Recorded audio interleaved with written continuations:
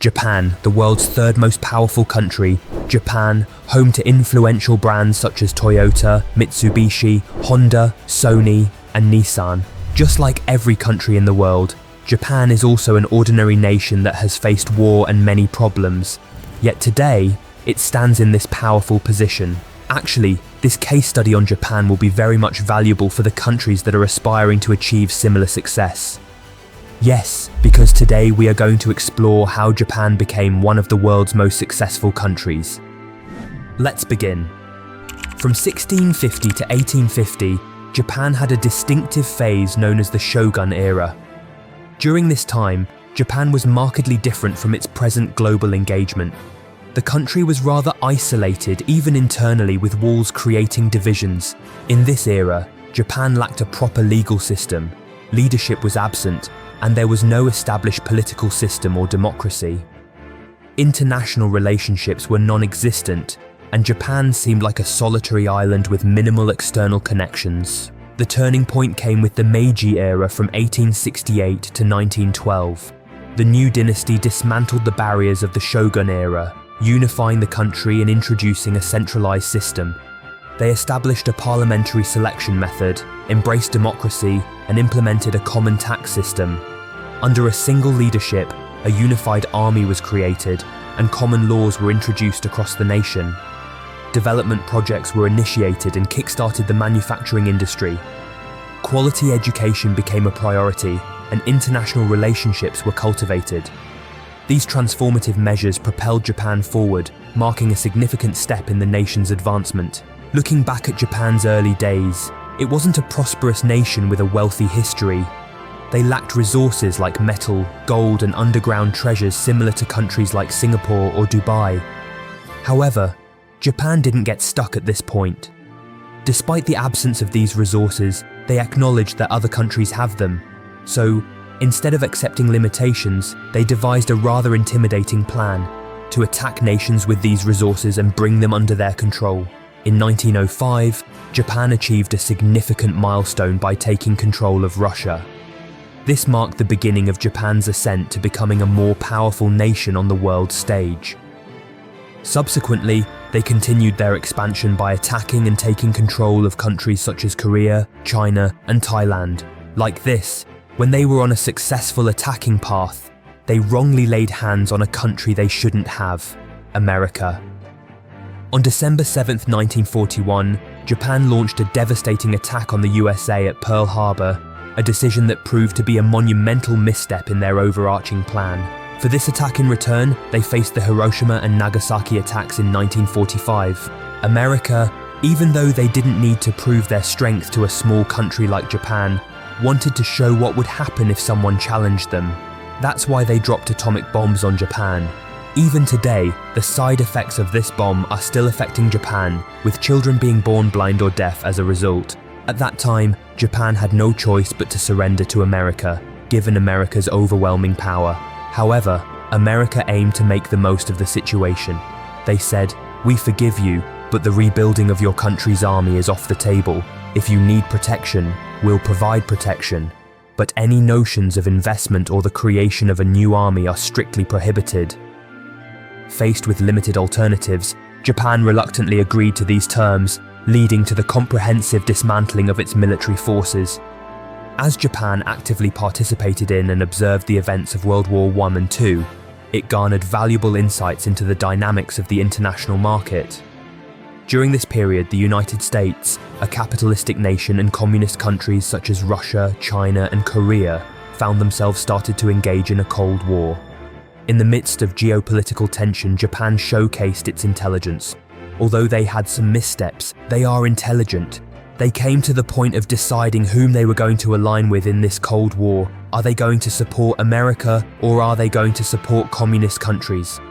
During this pivotal moment, Japan made a strategic decision to support the United States. Despite falling into some wrong traps, Japan displayed a level of intelligence in its approach. The rationale behind supporting America was rooted in the belief that both Japan and the United States would reap benefits from this alliance. As a relatively small nation, Japan envisioned exporting its products to America to establish a robust international market. However, Achieving this goal seemed challenging when positioned in opposition to America. To overcome this obstacle, Japan recognized the potential of collaborating with the United States. From America's perspective, Japan became a strategic asset surrounded by communist countries. This situation presents a distinct advantage for America when Japan aligns with them. Through Japan's partnership, America gains the ability to maintain a certain level of intimidation over the neighboring countries surrounding Japan. The collaboration acts as a deterrent, instilling a sense of fear among these opposing nations. In this symbiotic relationship, both America and Japan find mutual benefits, marking it as a win-win situation for both countries. So that was the way they created connections with other countries. However, they didn't have their army due to the problems they encountered with America. At this point, only the Japanese leaders started thinking about a game-changing plan. Yes, we don't have an army, we have to create connections with other countries, but for now, let's set them aside and step into the world of business. Their objective was very clear. They aimed to elevate Japan to a prominent position in the global business arena. To achieve this, Japan underwent a significant transformation of its business models. Traditionally, companies like Toyota, Nissan and Isuzu were primarily engaged in manufacturing vehicles for the military. They were only manufacturing military vehicles, but now they don't have their own army. But they, instead of stopping the manufacturing, planned to change their business model. These companies were now instructed to produce vehicles that suited the needs of the common people. Moreover, at this juncture, Sony, which had been producing binoculars for the military, shifted gears and ventured into the manufacturing of cameras.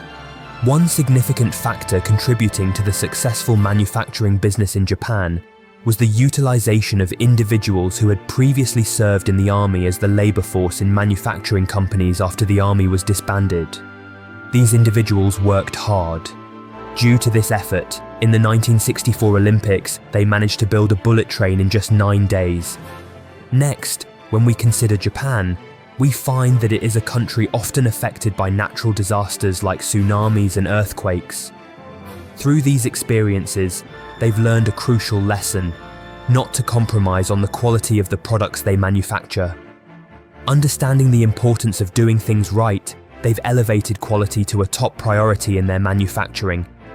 This commitment has solidified Japan's position as a global leader in quality.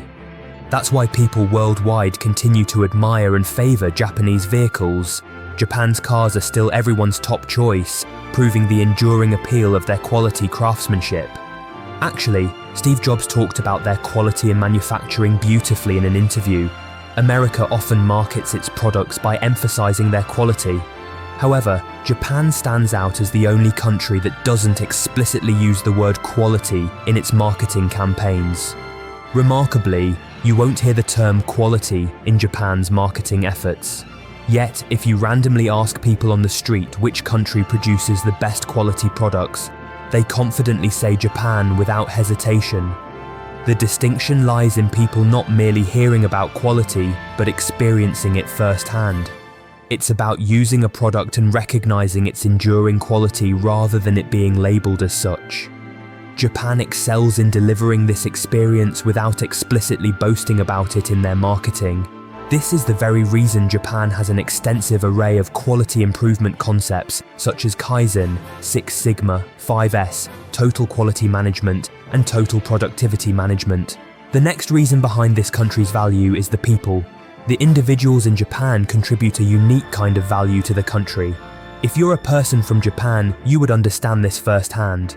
Japan possesses a wealth of qualities that cannot be purchased with money, including morality, character, ethics, values, and honesty. Here, I will share 5 reasons why these qualities flourish in Japan. Number 1. Saving culture. In Japan, a prevalent saving habit is deeply ingrained among the people. This valuable practice not only strengthens personal finances, but also builds trust with Japanese banks. Because of this trust, banks offer loans to their customers with low interest rates. As a result, people can start new factories and businesses with this investment. The establishment of these new factories and businesses increases job opportunities for the people. Number 2. Working on time. Japanese individuals are known for their commitment to working on time. They highly value punctuality. In Japan, even a 1-second delay is considered a significant mistake. For instance, if a train is late, causing individuals to be delayed for work, they can obtain a delay certificate. This certificate serves as proof for the organisation, allowing employees to explain the reason for their lateness with official documentation. The deep respect and importance placed on time in Japan highlight the cultural significance of punctuality. Number 3. Discipline. In certain articles, it has been reported that even in the aftermath of a tsunami, people in Japan resist the urge to steal from others' homes. This reflects an extraordinary level of discipline, even in the face of the worst situations. Their commitment to maintaining order and respecting others' property showcases the remarkable discipline ingrained in Japanese culture. Number 4. Good habits. Japanese people exhibit good habits, starting from a young age. From early childhood, they are taught to be attentive listeners and actively participate in communal responsibilities. This includes cleaning their bathrooms, tidying up classrooms, and participating in tree planting initiatives. The cultivation of these positive habits reflects a cultural emphasis on personal responsibility, community engagement, and environmental consciousness. Number 5. Problem solving. Japanese people are renowned for their proactive approach to problem solving. When faced with challenges, they don't just engage in discussions. Rather, they are quick to seek effective solutions. Their commitment to addressing issues is exemplified by the structured framework they follow, known as PDCA. This framework encapsulates a systematic approach to problem solving. P. Plan. First, they identify the root cause of the problem and plan a solution. D. Do. Then they take action and implement the planned solution. C. Check. After implementation, they don't consider it done. Instead, they check the results to ensure effectiveness. A. Act. Then, if any issues persist, they iterate the process, taking further action to refine and enhance the solution. Plan, do, check, react.